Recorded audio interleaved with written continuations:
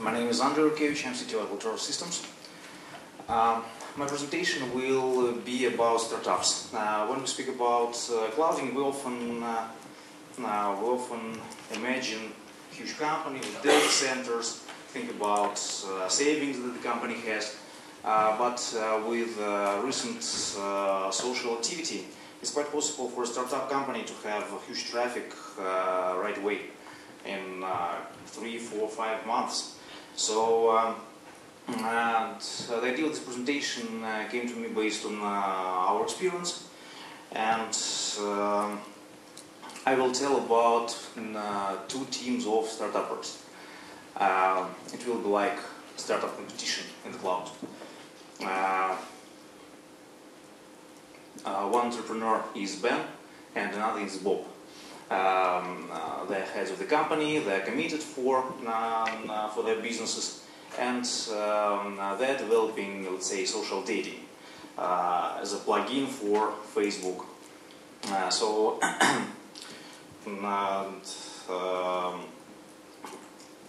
One of them will use cloud and another one will use traditional hosting. So competition begins. Both guys have first version of their applications. They worked hard before, and now this application is released. And Bob releases this application to cloud, let's say to Amazon, and Ben takes the dedicated server. Bob decides to take a course strategy that he will take some small instance and he will grow. He will grow the instance with the traffic, and Ben knows that there will be a lot of traffic, that application will be popular, and he takes a mid-sized dedicated server for his usage. As a measurement for the competition, we will use money and time, actually. We know that time and money are the most important resources for all the companies, but for startups they are mostly important because they are very vulnerable and sometimes they may have another chance. And also what is very important for a startup, paradoxically, is quality. Competition begins. They have the application up and running. The next month, small instance of Bob starts to crash. He doesn't cope with the traffic of 500 users that are using the system simultaneously. However, he spent not a lot on infrastructure compared to Ben, and it's actually not a major issue for Bob because he may reload to a large instance of Amazon almost instantly, and he may not lose any traffic at all. So he reloads with a large instance, and the next month our entrepreneurs attract another 500 users for their applications, and now they have 1,000, and they released the second version of their application. Next month, and actually we see that expenses of both entrepreneurs are almost equal for large Amazon instance and for dedicated server. Next month, Bob's application starts to crash on 3,000 users and Ben's on 5,000 users. And they have some issue to solve. Actually, Bob's issue is quite simple. He will upgrade to extra large instance, but Ben has to build cluster. And on the 4th month, Bob released 4th version of his system, but Ben didn't manage to do this. He was busy with building this cluster. and was unable to create new functionality. And we still see that expenses of our entrepreneurs are almost equal. One extra large Amazon instance and a cluster of 2 mid-sized servers.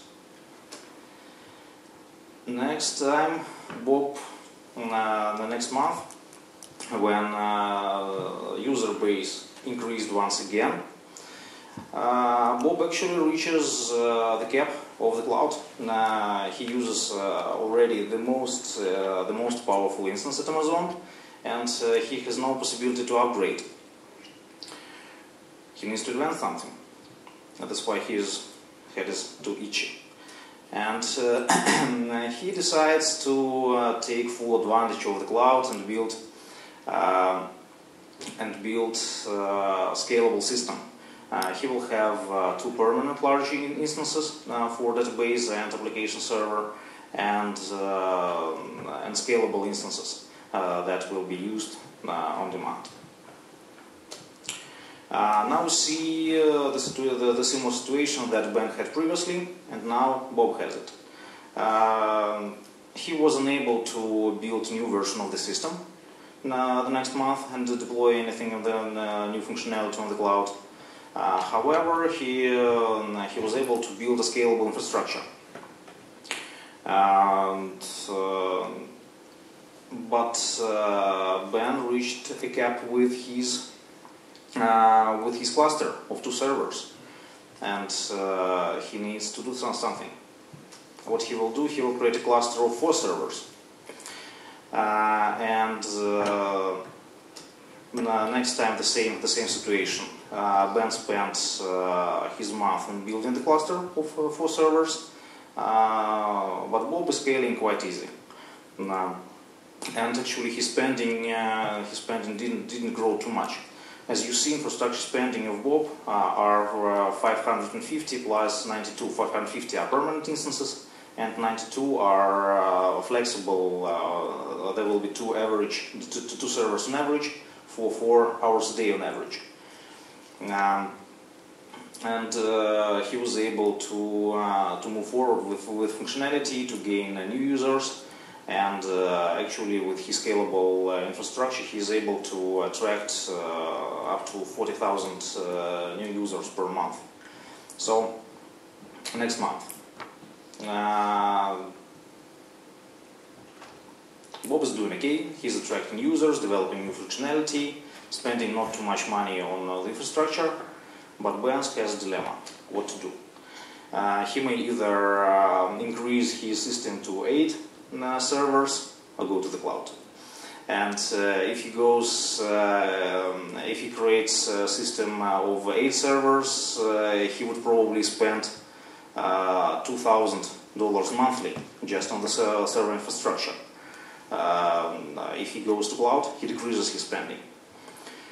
So he decides to go to the cloud.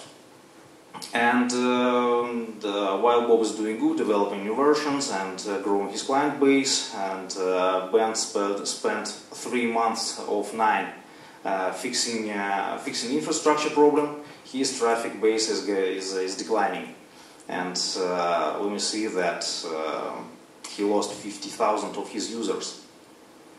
But he already has elastic system. And next month we have a problem. Ben is continuing to losing customers because of bad reputation. Bob is growing. He spends quite a lot of money on the infrastructure, but it's worth it because he has real users who may help him get venture money and go forward. And Ben has an itchy head. What to do? To continue or just to shut down? So, as recommendations for our entrepreneurs, I would say that our competition showed that we should choose a dedicated server when you know exactly what system will be used and how many traffic we will use, and if we don't have ups and downs in the traffic. And we need to remember that upgrades take time, and if we need to upgrade our infrastructure, to do it beforehand. And also, I mentioned quality issues in the beginning and vulnerability of startups. And if we don't show good quality, then we're losing our clientele, and maybe we will have another chance to recover. As for cloud infrastructure, it's vice versa. If we don't know how much we will use, we can start cautiously, upgrade quite easy, and if there will be ups and downs in the traffic, then we can easily handle it with the cloud. The advice that we could give to our cloud entrepreneur is to monitor system loads and upgrade to a large instance before it's starting to crash and work slowly, and to test scalability of the application himself, and not to have users do this for him. So this is kind of a hypothetical competition, and some story about what if we didn't have cloud today. If you have some questions to my presentation, I'll be happy to answer them afterwards. Thank you.